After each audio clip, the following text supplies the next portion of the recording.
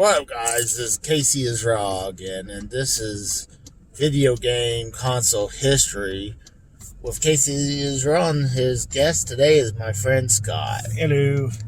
And I assume let's say age. I'm an old fart. All right, let's just put it that way.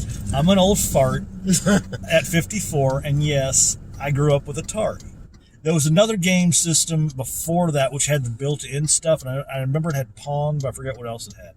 Yeah, but I started with it. Basically, technically, my first video game system that I officially could say I have was the Atari 2600. Did you buy it, or like your parents got it? It was a gift. Oh. It was, yeah. What I did was, it was one Christmas, I'll still remember it. Every few days, I would go over and I had a feeling I knew what it was. So I just tear a little bit of the wrapping off, just enough to where you couldn't really tell. And then when I got enough to see what it is, sweet. So You had an inkling what it might have been? Yeah, from the shape of the box. Yeah, that's the thing. I mean, a lot of times with Christmas or birthdays, or you see the presents, and you're like, okay, this might be a console right here. So you're always want to try to go for that one, and then maybe the game boxes too. Yeah. But no, yes, I did have the E.T. game, and I still have it, the one that killed Atari. Yes, I still have that. I actually have 22 games for the Atari system. You know what? Actually, talking about that, there's the vintage stock down that direction. Yeah. Has an E.T. in its box, and they're asking $100 for it. I'm sorry. I played that game. That thing wasn't. That was during the day when they were like $20. Oh, yeah, that's how much they were. They were like 10, $20. I wouldn't pay $5 for in the box E.T. I'm sorry. I would, because it at least was. I'm sorry. I played it. It was good, but River Raid was better. Yes. River Raid was definitely better. We had the Last Starfighter that was also real good.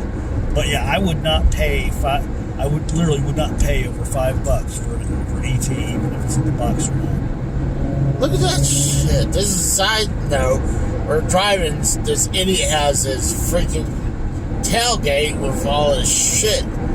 I mean, God forbid that all his shit start falling out. Oh, I got something to tell you here later on. But, you know, E.T. gets a little bad rap. Was it great? No, obviously not. No, it wasn't. But it was innovative a little bit. I mean, because it was kind of adventurous. It wasn't really about scores. I mean, while most during Atari, it was all about high scores. Yeah. I even had Raiders of the Lost Ark. So. And the thing is, with the Indiana Jones game, I think it was Raiders of the Lost Ark. Raiders of the Lost Ark. You had to use two controllers. Yes. And that was... Yeah, one would control the movement of your guy, the other one would control the your items. Yeah, the items that you got. But, I mean, River Raid was great. Yeah, I know another one's great is Yar's Revenge. Yes, I had Yar's Revenge, and I could get it. I don't know if you could do it or not, but I could do it just such a way to where after it did the explosion, it would have this little series of code across the screen. Yeah. But I even had I can't remember if it was 5 or 6 comics, but little mini comic books that came with it. But they had it was called the Atari Force, and it had Berserker, Defender, and I forget.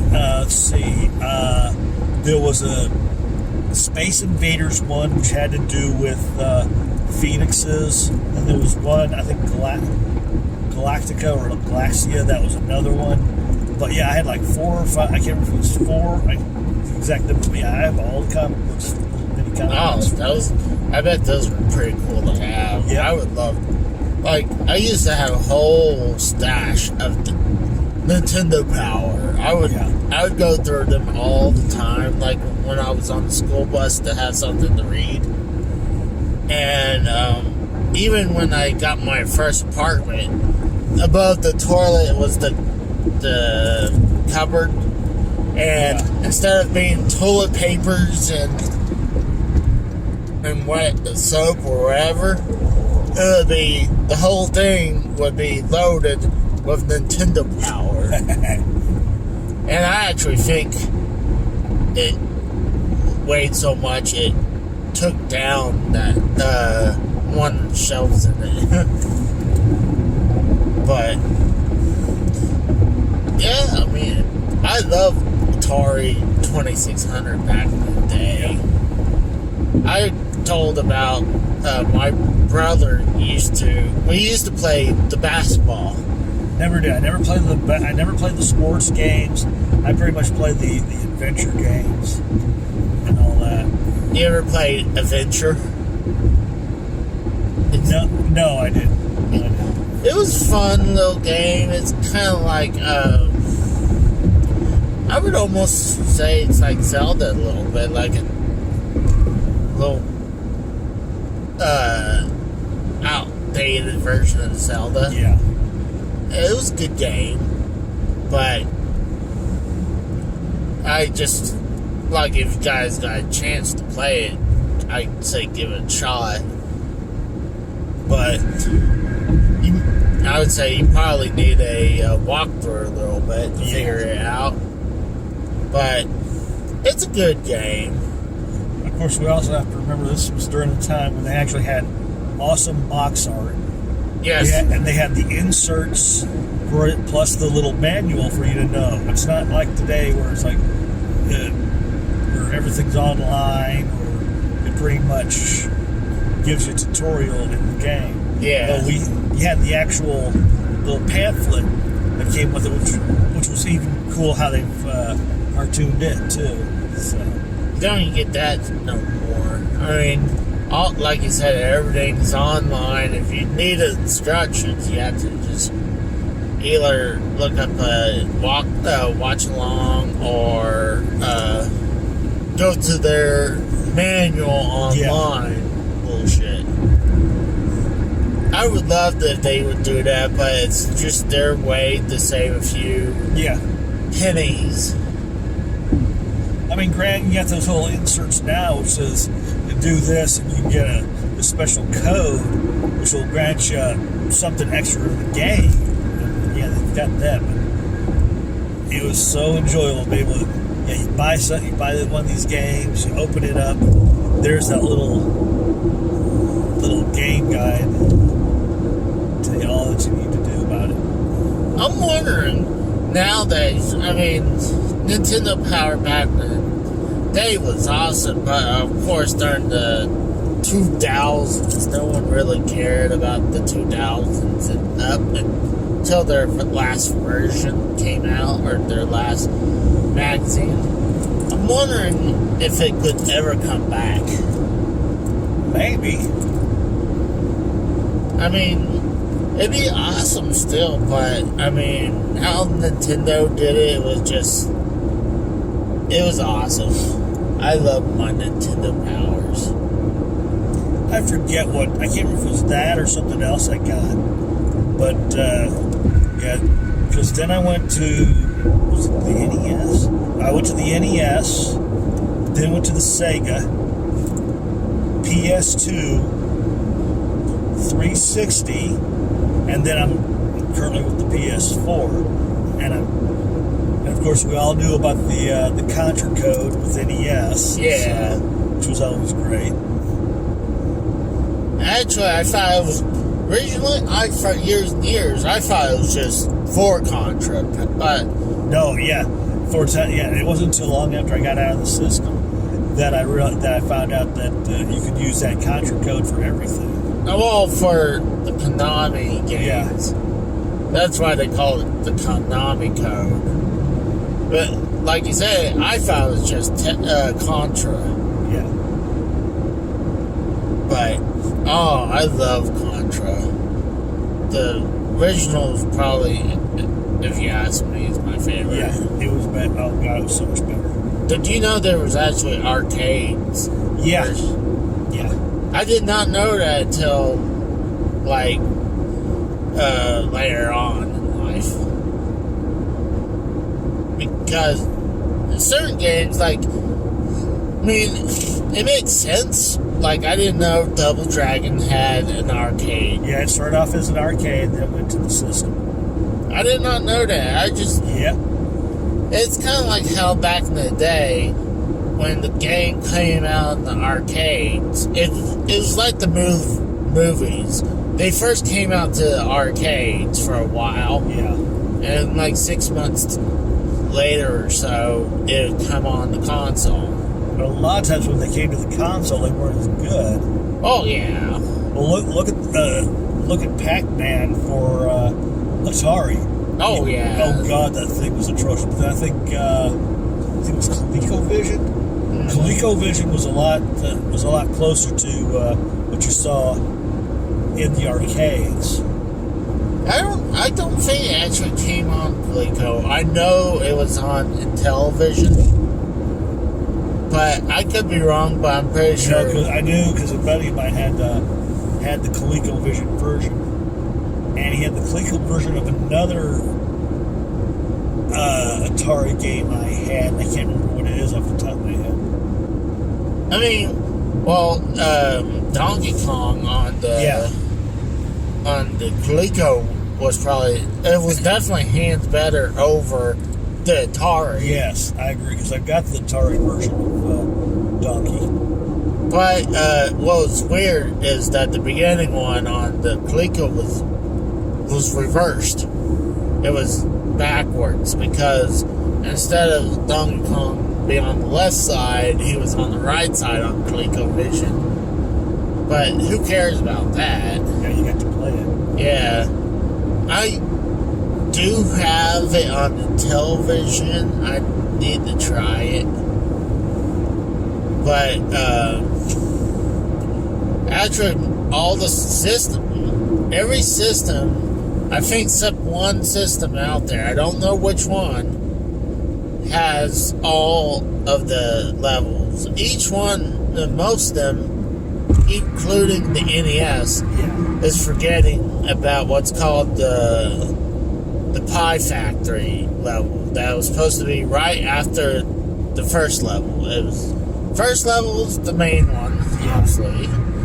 And then right after that, it was the Pie level with Donkey Kong going back and forth on top, and those belts that'll keep on moving, whatever they call it. But and then the ones with the springs going everywhere, and then the final one that dropped Donkey Kong. Yeah. But you know what's cool is that I played it on the arcade game on my Switch. Yeah. They started putting a bunch of these arcade versions of the games out, and it's amazing how much harder the arcade version is towards the NES version. Yeah, because they wanted to make certain people played the video game version, so they always Longer. Yeah, they pretty much laymaned it down just enough so you could. While the whole point about the arcades, you pumping money into Hell it. yeah. They say to make a profit, you need the player to put a quarter in every 3 minutes. Yep. But I love my NES. To me, that was like I always say, you go from Atari 2600 to the NES, it's like going from, it was just revolutionary. Yeah, it was. It was like going from, like, let's say if you went from N64 to, like, PS4. Yeah. It was kind of like that. But, actually, you know what? Sega Master System was actually more superior than Yeah, I had the Sega, yeah. But, no, I gave my game. It says, sold my games, I sold my system. And then, let's see, the the NES I did for $70 to somebody. Then I had like I said, then I forgot what I did with my PS2. I forget if I sold it or I traded it in. I forget which. And of course, then I had the 360 that I gave for either 50 or 60. And now I've got that PS4, which I really need to get back to. But I'll talk about the PS4. I remember you were playing GTA 5, and I was like, and you were getting mad. oh, I am. Yeah, it was pretty much the online game that I was getting pissed off at because I'm not that good. I'll admit, when it comes to shooting, I'm not that good of a shooter.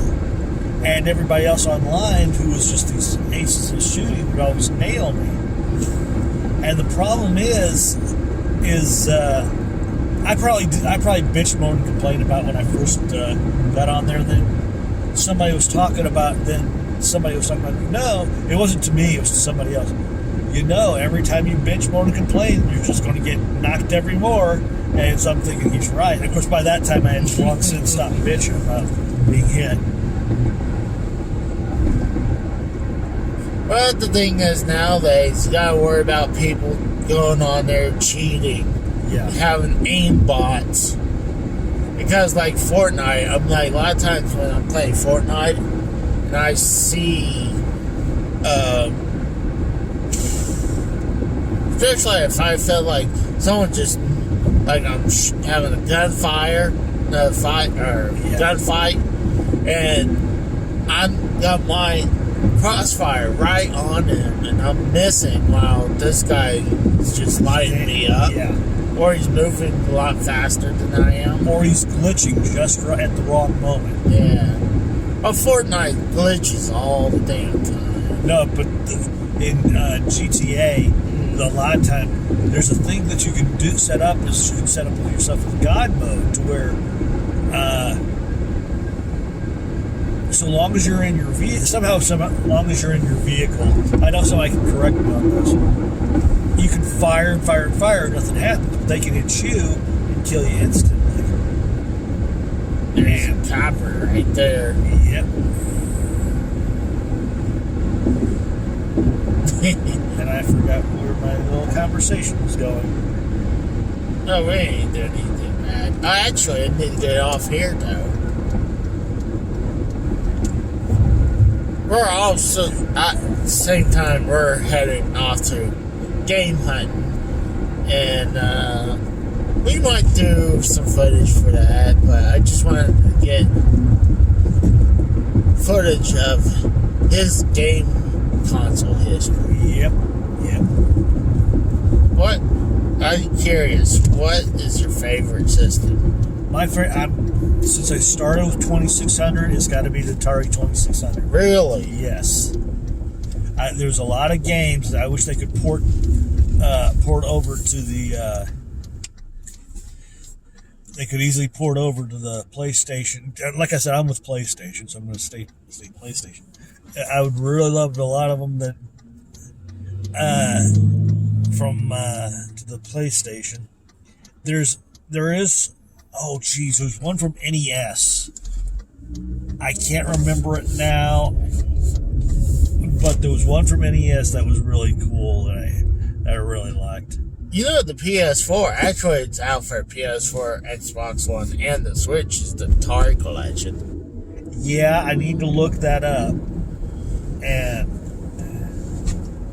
because I've got Dig Dug on my PS, so I assume it's got to be the arcade version. yeah. See, that's the thing nowadays. Lately, it really started with the 360 with their arcade games. Oh my God, talk about that! They had freaking Ninja Turtles arcade game on there, and the X-Men game on there. Oh my God! I played the X-Men. I played the. Wait a minute. Yeah, I did play the arcade version for both, and boy, they're tough. I can definitely say that. what sucks is like I wanted to buy the X-Men version. It was too late. It was already. Oh damn! That guy just lost a piece of his vehicle. Did you see that? No, I didn't even hear the clunk. I heard the clunk, but I didn't see. But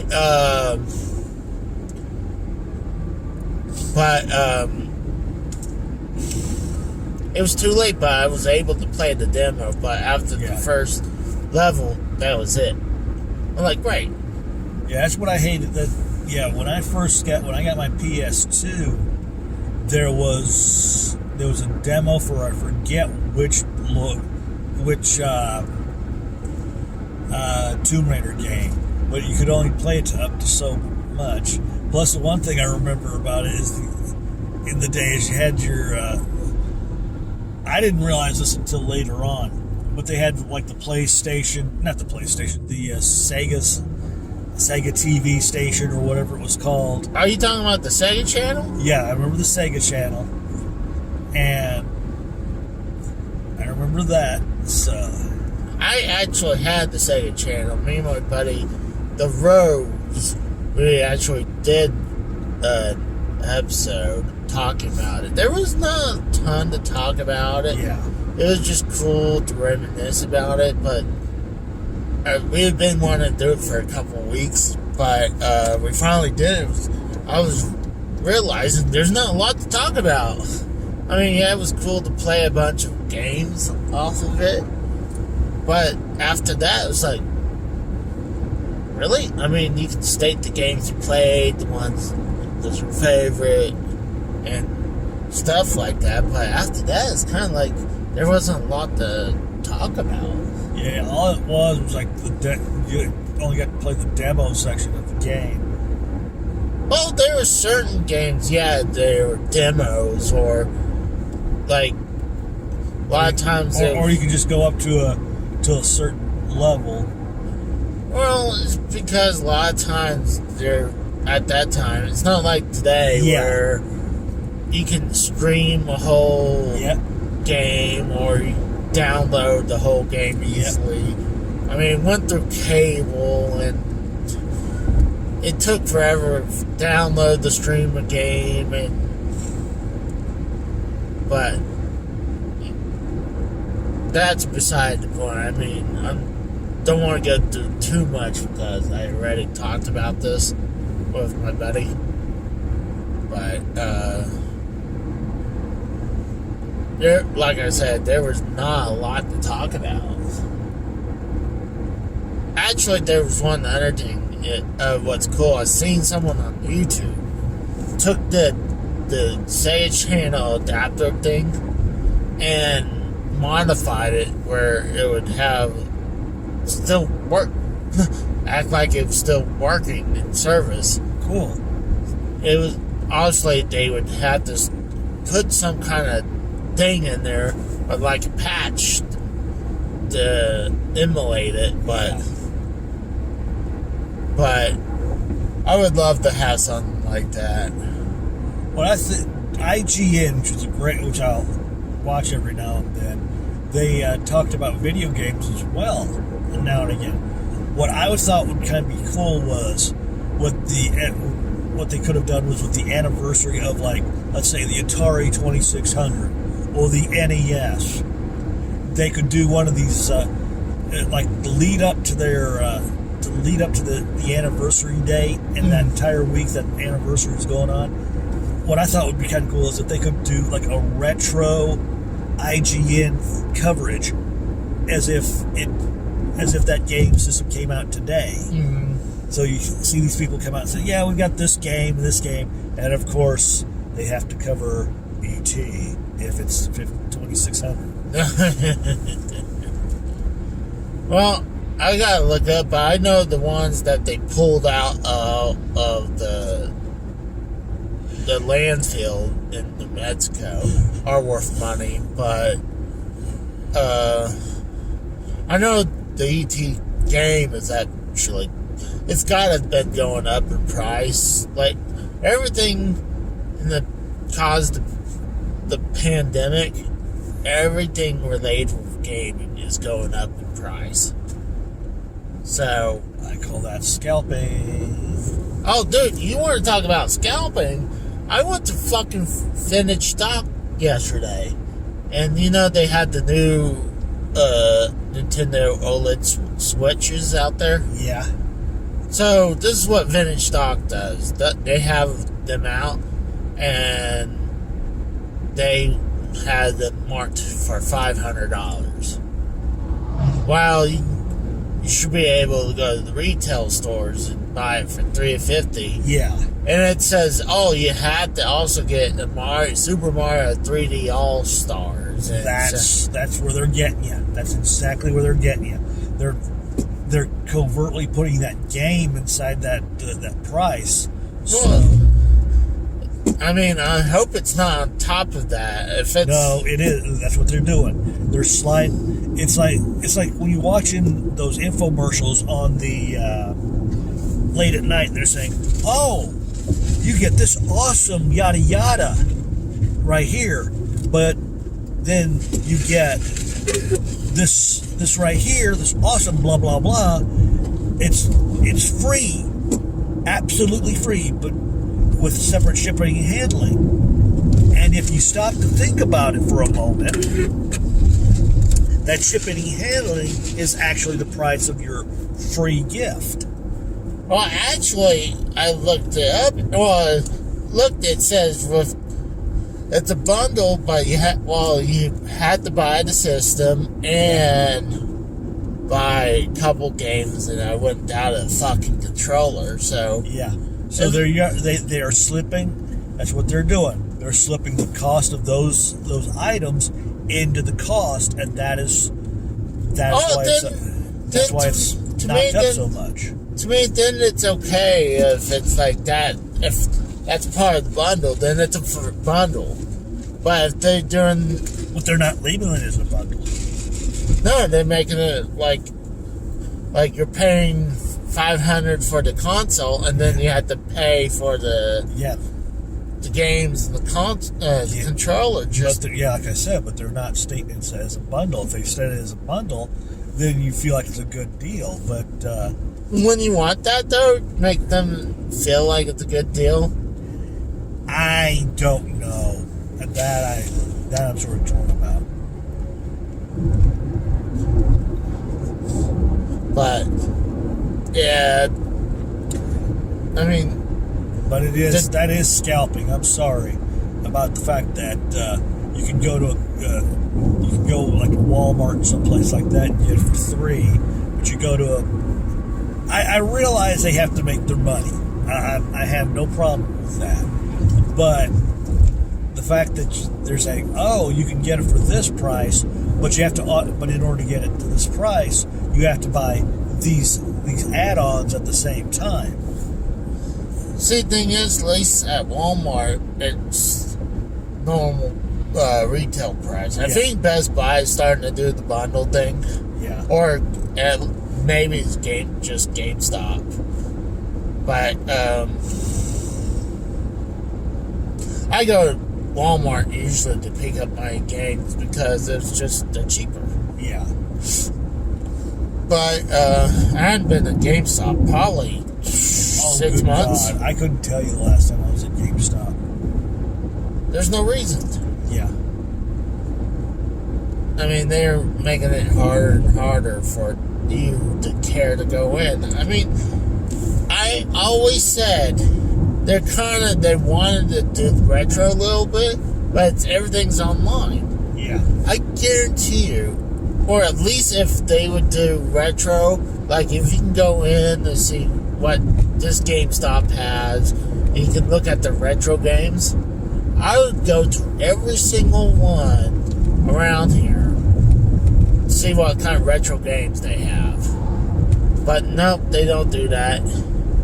I can understand they want to be careful about selling you a fake game, but then that's why you ship them out, get it clean and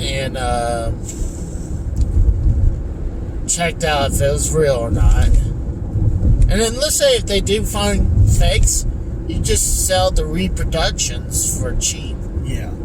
So you'll get this Earthbound for $20. I guarantee you they would still sell if they're like, it's reproduction. So I think that'd be okay. You just have to label it and say, hey, this is reproduction. Bingo. But they don't care about. Honestly, I don't think GameStop cares about making money anymore. I think they're about they're at death's door right now. Oh, they are. Just like the discs for video games. Yeah. That everything's going more to download than it is actual disc. So This is the generation yeah, of us where they're having us slowly easing us into that. yep, Because, I mean, Xbox One started it kind of with their. I love how they call this because it's the Xbox One S, yeah, all digital, and if you initial it, it's the Xbox One SAD. So it's like, it's funny because, I mean, that's their fault because they didn't have to make it called the Xbox One S all Yeah. digital. But I don't even think that sold that good. I mean, who wants to buy an Xbox One with they cut out the disk drive yeah. and the only thing, and you only take $50 off. If it was selling for like $150, okay, but I think they made you pay $250 for it. So I was like, I think it was $100 overpriced. But it started there. But I feel like you said we're on our way to all digital. Yeah. Because when I first thought of this idea about a few years ago, I was thinking, okay, because I quickly corrected myself as well. When I first thought about the whole downloadable games, I thought, okay, you go to a place like GameStop, or you go and they give you and the little demo games would be on one of those thumb drives, and Yeah. and you'd have so many, and you'd have so many, and then of course I thought then it probably the games would be on just the thumb drive, and then I thought, well, no, we got the online thing. They'd probably set it up to where you just download everything. And these little, the mini games, like the Sega Minis and all that, and the NES Minis, what I'm surprised what they didn't do is you could, they have so many, granted, they've got so many programmed in those little mini, you have the normal little games for it. There would be an insert for a thumb drive, so that way you could go onto their site, download so many games onto a little thumb drive, and then that way you could plug that thumb drive into the little mini, and you'd have extra games as well. I like that. There's the only reason I think they wouldn't do that is because, people can hack that and they can do that. But I think it'd be easy for them to hack a thumb drive. Yeah, I know. But I think it would be cool. It would be a hell of a lot faster to get a fucking disc. Yeah. I mean, think about it. You get like a little case. Yeah. You put your thumb drive in, and then it'll be like a lot of these thumb drives can hold a lot of memory. Hell yeah. Yeah. So I'm like, you can still put games on that, or like big time games. I mean, like what? And like I said, the demos would only have so much of the game on it as it is. Yeah. So. Well, a lot of times, if you had these demos, a lot of times the game is on there. They just have it locked up just to a certain point. But some people would somehow find a way to unlock the areas. Break it, yeah. But we're about to stop.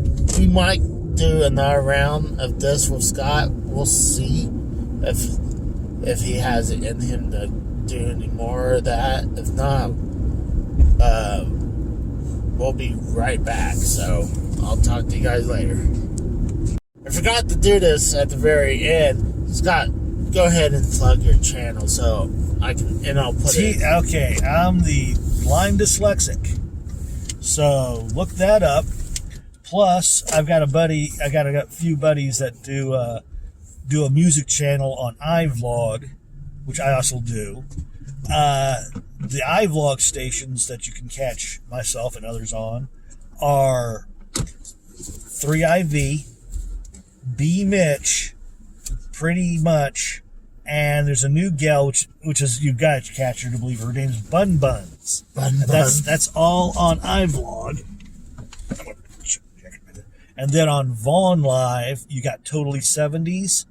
And then coming up tomorrow, folks, this is really great. Coming up tomorrow, you've got on Sunday, you've got You Crazy Diamond. And this is on Vaughn Live. She does a music trivia thing. It's 56 songs. The first 50 is the main competition, and then the last 6 is Showdown. And it's really fun. You don't win anything. Pretty much all that happens is at the end of the game, however well you scored, that's when you can get your request for whatever song. So there you go. Thanks, guys.